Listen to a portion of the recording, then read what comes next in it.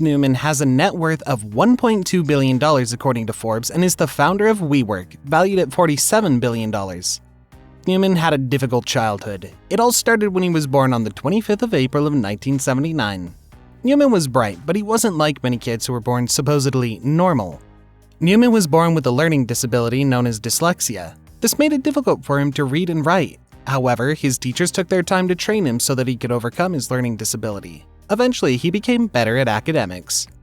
This genius was a very determined and resilient guy who didn't give up until he succeeded in his career years later. His attempt to sell women's footwear and baby clothes were bold, but failed to yield any meaningful results for the young entrepreneur. He then decided to take another risk by participating in an entrepreneurship competition during his college days at WeWork College. In the entrepreneurship competition, he aimed to present his idea of community living, which he did, but yet again, his efforts at starting a business would fail as his business idea was rejected. The reason why it was rejected was that his teachers thought he wouldn't get funds to grow his business. This was probably a lack of vision on their part, as they couldn't perceive investors giving away their money for such a business. He didn't give up at that instant. This idea will become transient into a big business later in his life when he decided to drop out of school to have some more time for his dream. And it happened for Neumann as he was pursuing a business degree at WeWork College. His dropping out of school helped him identify new business opportunities, which he capitalized on. He started his dream of providing a shared workspace to his clients. He began work in a small office in a warehouse. That place was the genesis of WeWork, as he discovered some empty cubicles at his workplace. He negotiated with the landlord to turn those open spaces into a shared workspace. He materialized the idea of communal living in collaboration with his friend Miguel McKelvey. As they continued to work and make profits, they decided to make lemons out of lemonade by taking their business idea a step further. To achieve this, they sold their shares at the warehouse to the landlord. When they realized a lot of profits had been reaped from the business, they used their savings and profits to establish WeWork. Neumann made many investments in companies, leading to the expansion of WeWork across America and the continent at large. Over time, WeWork became the largest company in the United States, providing shared workspace to people.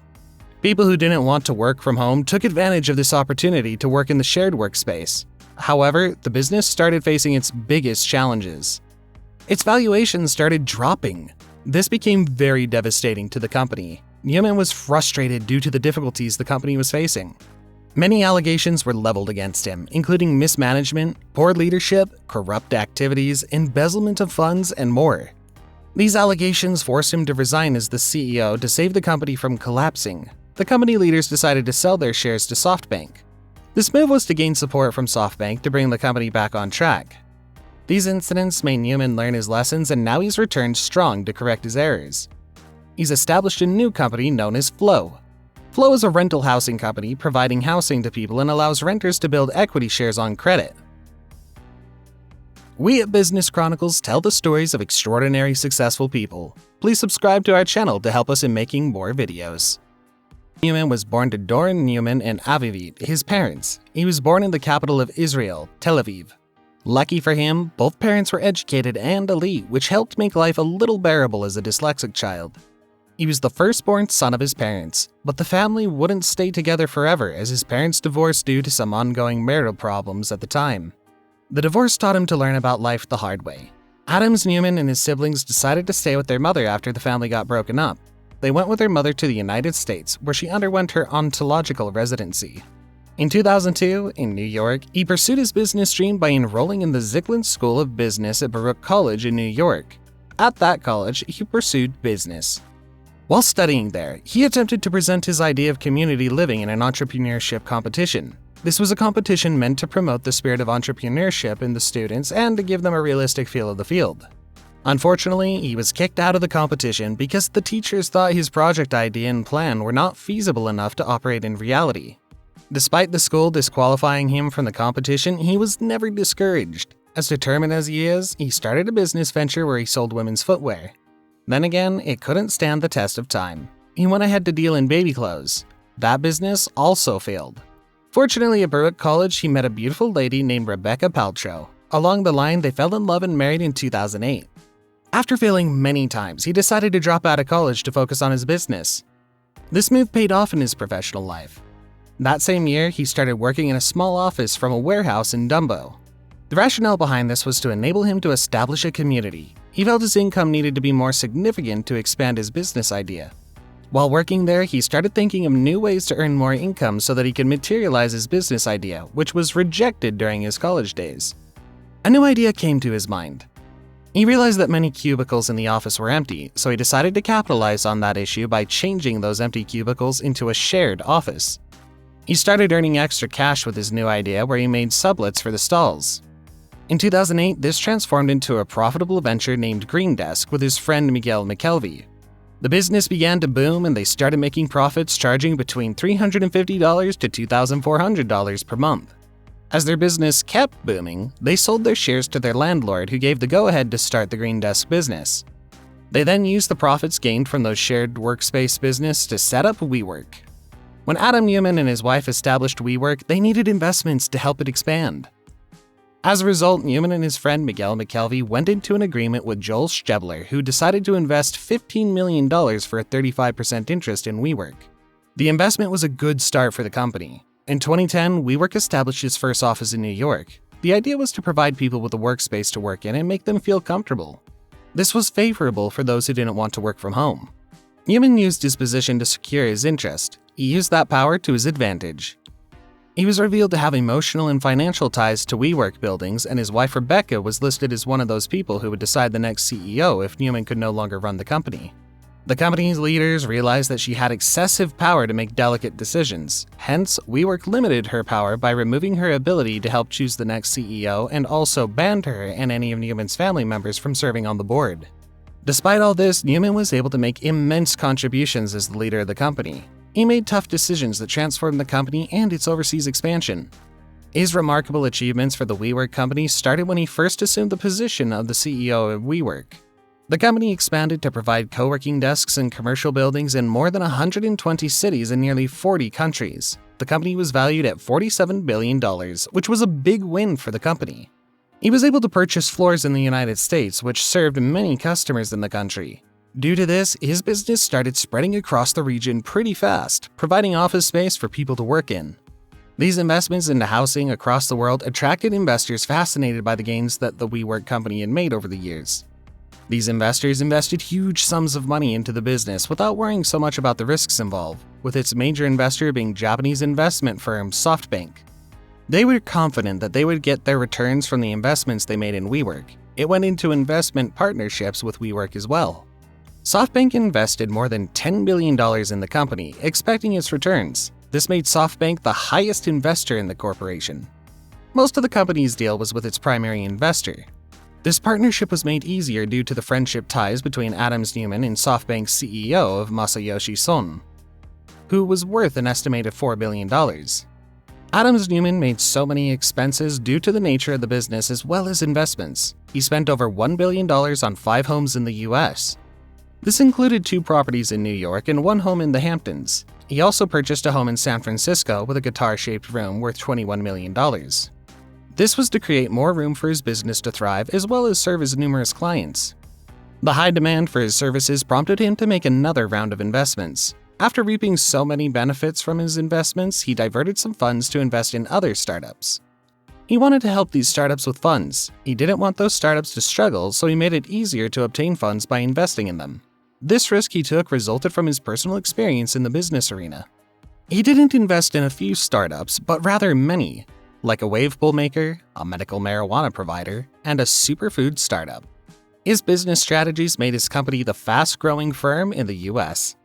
The expansion of the WeWork company could be attributed to the business risks that Neumann took. A company that started as a warehouse has now been expanded across countries, providing a wide range of services to clients.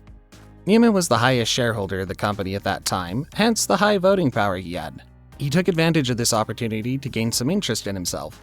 He used his power to cash out some of his stakes and took loans which made the company incur debts. His transactions were estimated at $700 million. This affected the company's valuation, and questions began to be raised concerning the state of the company. The company's leaders started investigating to find out the cause of the company's challenges.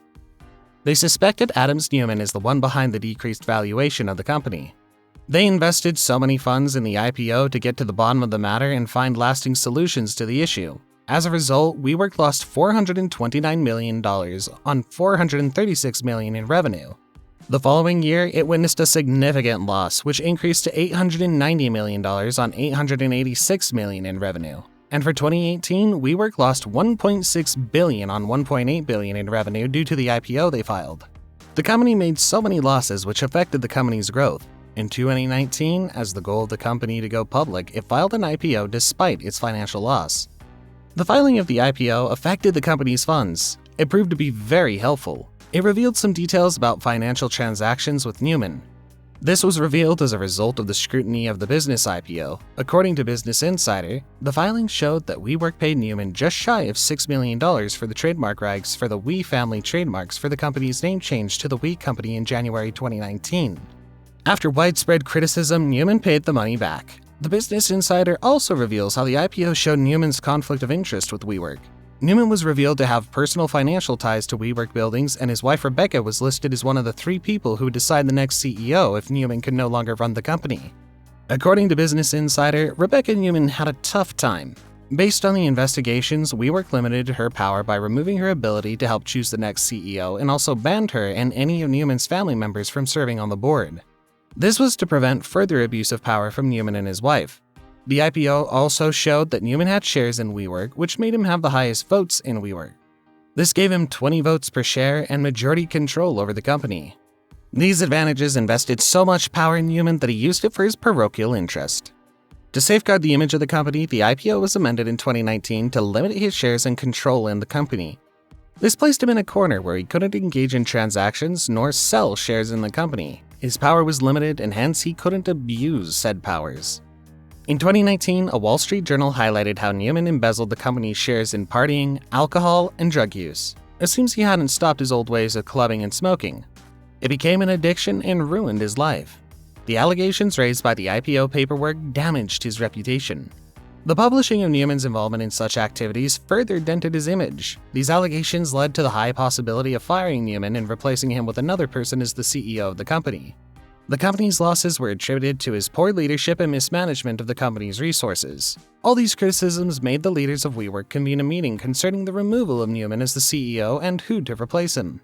In September of 2019, he decided to step down as the company's CEO due to several allegations against him. He couldn't stand against the allegations, so he freed himself by resigning from the company for a new person to take up that position. The company's management appointed 2 WeWork executives, Sebastian Grunningham and Artie Minson, to take his position as co-CEO. Although Neumann was no longer the CEO, he played a vital role in the company as the board chairman of the company, but stepped down later to reflect on his life and make amendments. The company had lost so many funds that it needed a support system immediately to hold the business. There was a high possibility of WeWork collapsing. The leaders had to make a swift decision with its primary investor to take over the company. This helped stabilize the company's losses and brought it back on track. Since SoftBank was the principal investor, it gave it the power to take control of WeWork, which was part of the $9.8 billion bailout. SoftBank planned to give Neumann a $1.7 billion exit package. However, SoftBank decided to stop supporting the WeWork bailout package.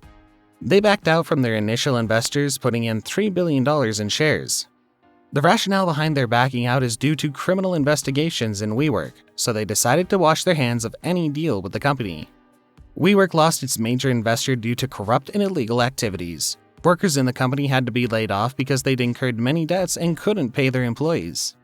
This measure was necessary because the company was on the verge of collapsing. Neumann left the business arena to reorganize his life. After some years off business, Neumann returns to the business world with a new business. He seemed to learn from his mistakes and past experiences. He's established a rental housing business known as Flow. He's been able to secure investment as usual. Andreessen Horowitz pumped $350 million into Neumann's business. Flow is valued at $1 billion. The Flow business is focused on providing housing in the US and gives renters a chance to build equity.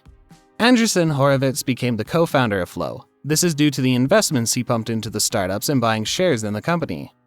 So many challenges characterized the life of Adams Neumann. He would have given up and even ended his life.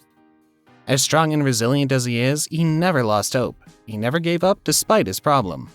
His determination made him make lemons out of lemonade by taking advantage of the opportunities he had. His business idea started on a very rough note in a warehouse.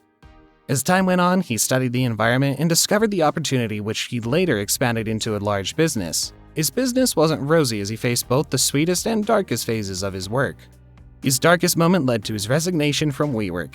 However, he didn't let that bring him down or depress him. He went into hiding space to reflect on his life. He came back stronger to establish a business called Flow.